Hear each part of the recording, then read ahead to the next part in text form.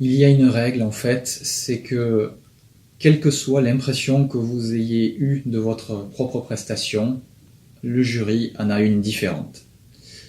Pourquoi? Tout simplement parce que dans ce moment-là, il y a tellement de concentration de la part du candidat, il y a tellement de stress de la part du candidat, il y a tellement d'enjeux pour lui qu'il ne peut pas être un observateur objectif de sa prestation. D'abord parce qu'il est très concentré sur ce qu'il dit, sur ce qu'il fait, et puis que émotionnellement, c'est souvent une situation un peu compliquée à vivre. Et donc on ne peut pas être le meilleur juge de sa propre prestation.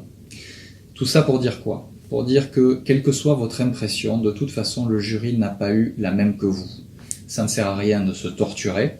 Vous pouvez penser que tout s'est bien passé, et ce qui est certain, c'est que de toute façon, le jury pensera que ça s'est beaucoup mieux passé que ce que vous le pensez vous-même, ou beaucoup moins. Mais en tout état de cause, votre ressenti, c'est une certitude, ce n'est pas le bon.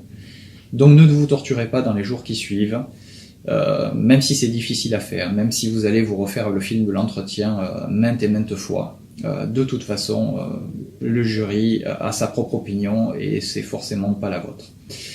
Par ailleurs, ce n'est pas parce qu'un jury est bienveillant, souriant, agréable, que pour autant cela conditionne la réussite ou pas de votre entretien, et ce n'est pas parce que tout s'est passé de façon très conviviale que forcément cela s'est bien passé dans la tête du jury.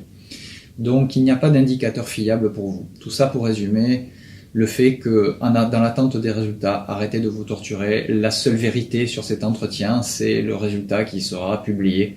Il n'y en a pas d'autre. Par ailleurs, il est normal que dans les jours qui suivent l'entretien, en fait, les questions qui vous ont été posées remontent au fur et à mesure. En sortant de l'entretien, vous ne serez en général pas en mesure de vous souvenir de plus de 50% des questions qui vous sont posées. Et tout cela pour une simple bonne raison, c'est qu'en fait, ce moment-là est un moment de stress intense et votre cerveau se protège des émotions trop fortes qu'il aura vécues. Et vous aurez l'occasion de constater que les questions vont remonter, des fois le jour, des fois la nuit, dans les jours qui suivent, pour vous dire à quel point, effectivement, cette situation est particulièrement stressante pour notre cerveau.